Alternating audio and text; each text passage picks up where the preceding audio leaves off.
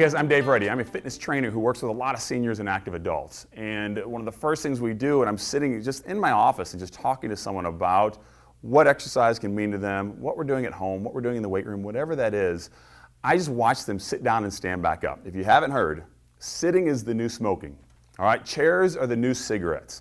It is becoming so prevalent now in just our 21st century lifestyle, okay? We can work and play and make money and play games and visit friends all at our desk at our computer. And that's a problem, okay? It's fun to play games and visit with people, but we're at our desk and we're at our computers all day long.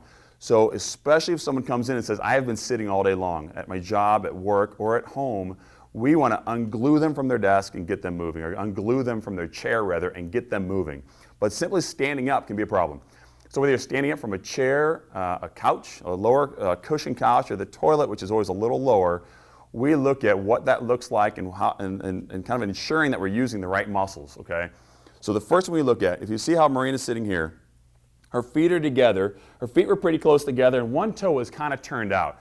This is what people will do to then stand up, and they're kind of in a compromised position.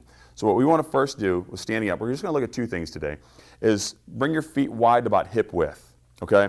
So about hip width. Now when she stands up, she has a nice strong base, okay? Because what we see is that people stand up, we want to be balanced and then be able to take that first step, okay? That's the first thing. Number two is we want our feet underneath our center of gravity, okay? If Maureen has her feet out about where they are, and if you look at her ankle angle, it's about 90 degrees. In order for Maureen to stand up right now, she really has to lean forward, get a lot of momentum going, and then use her lower back to kind of fix that momentum and stand up. Okay, so go ahead and stand up once and sit down. Good, and then have a seat again. Okay, perfect. So when she does that, the more momentum you throw into that, just standing up process, which we do often, hopefully very often throughout the day, we're compromising our lower back, even our neck and our knees, okay? So what we do is we pull our feet back a little bit further. And the challenge with this is that the further Maureen pulls her feet back, now she's bending her ankles. So see that ankle angle? And so what we do is we need to stretch your calves out and stretch your heels out just to stand up from a chair. Okay, so we're going to look at that in a second. So now her feet are hip width. Her feet are pulled under her a little bit more. She can even sit up straight, scoot forward a little bit, and then when she stands up, she pushes through her heels and stands up nice and tall. And have a seat again. Let's do it 2 more times. So really, she pushes her heels into the floor, and that helps engage her hip muscles.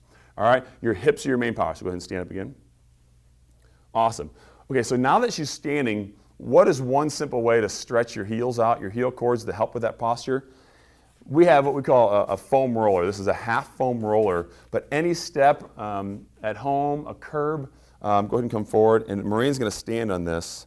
And it's going to stretch your calves out. It's going to stretch your heels out. Okay? I have people going for walks outside in a parking lot, and they'll stand with their toes up on a curb, which is a great one to do as well. Okay? So you see where Maureen came backwards for a second because this challenges a lot of things. This stretches her heels, which then goes through her calves, all the way up through her hamstrings, the back of her whole body. So really everything is being stretched in the whole back of her body. Okay? So the more that she improves the ability to stand here nice and tall and straight with good posture with her toes up, the more she can improve her balance.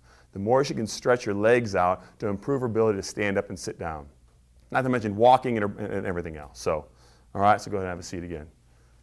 Thank you so much, Maureen. That was perfect. So to go through something like that, just sitting and standing we do all day long, just to be a little more mindful of those things. We're sitting so much. So when you do get up and get moving, bring your feet a little bit wider apart, push your heels to the floor, and really get your feet under you before you stand up to minimize that momentum and minimize the use of your lower back, especially to minimize or reduce some of your lower back pains, okay? And that's a simple heel stretch to do as well. Incorporate some of these ideas. If you want to work with us in person or see some of these ideas in person with some of the small group work that we do, you can contact us with the information below.